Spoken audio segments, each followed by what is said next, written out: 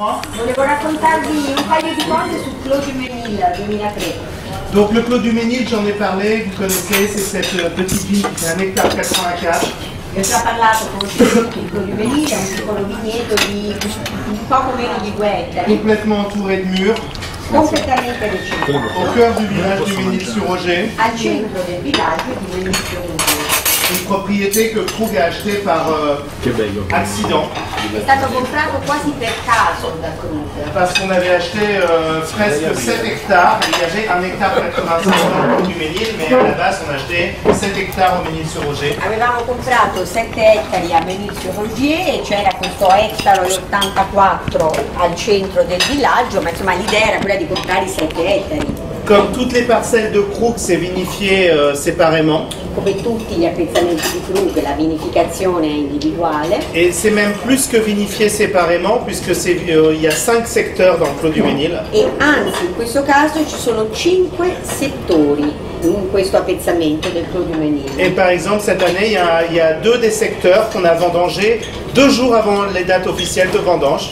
E quest'anno, ad esempio, in 2 di questi settori la vendemmia è iniziata 2 giorni prima della data ufficiale della Parce que c'était vendemmia, mûr, perché le uve erano mature et surtout, on voulait garder la fraîcheur. e soprattutto volevamo preservare la freschezza. Et quand on fait des champagnes qui ont vocation à passer 10 ou 12 ans en cave avant de sortir, E quando si fanno degli champagne che sono destinati a rimanere dai 10 ai 12 anni in cantina, on a intérêt à garder cette fraîcheur. è importante mantenere la freschezza. 2003, qu'est-ce qui se passe? Allora, cosa è successo nel 2003? Ça commence très mal, L'anno parte malissimo, parce qu'on a une gelée, quelques nuits de gel terrible au mois d'avril. perché ci sono state 2 o 3 nottate di gelo, una gelata terribile in aprile, Et dans la Côte des Blancs particulièrement, la récolte est très abîmée. e soprattutto nella Côte des Blancs il raccolto è molto compromesso. C'est même pas la récolte d'ailleurs, parce que c'est longtemps avant la fleur, donc les bourgeons sont brûlés. Anzi, neanche al momento del raccolto, perché questo accade molto tempo prima della fioritura e quindi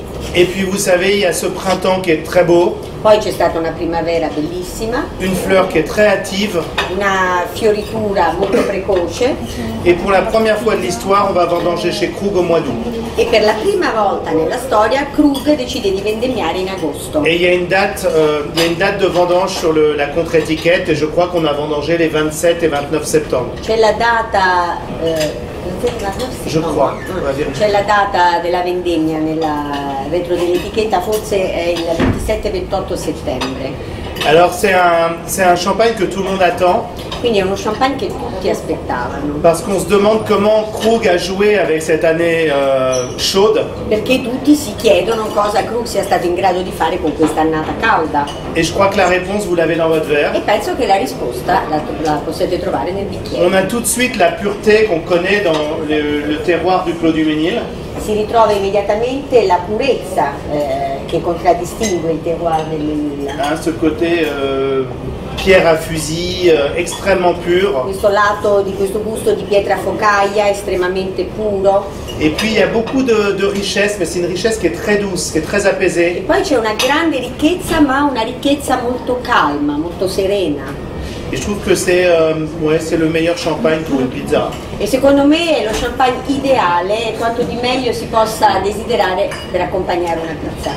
Et il y a une autre caractéristique sur ce Clos du Mesnil, c'est que c'est une toute petite année à cause du gel. E poi c'è un'altra caratteristica per questo Clos du Mesnil, l'annata è stata molto piccola a causa appunto della Donc on a gelata. produit moins de bouteilles que sur une année classique, beaucoup moins. Quindi le bottiglie prodotte, il numero di bottiglie è decisamente inferiore rispetto ad un'annata classica. Voilà. Pour le reste, je vous laisse déguster parce que c'est vous les experts. E per il resto lascio a voi la degustazione perché siete voi gli esperti. Voilà, bonne dégustation. Buona degustazione.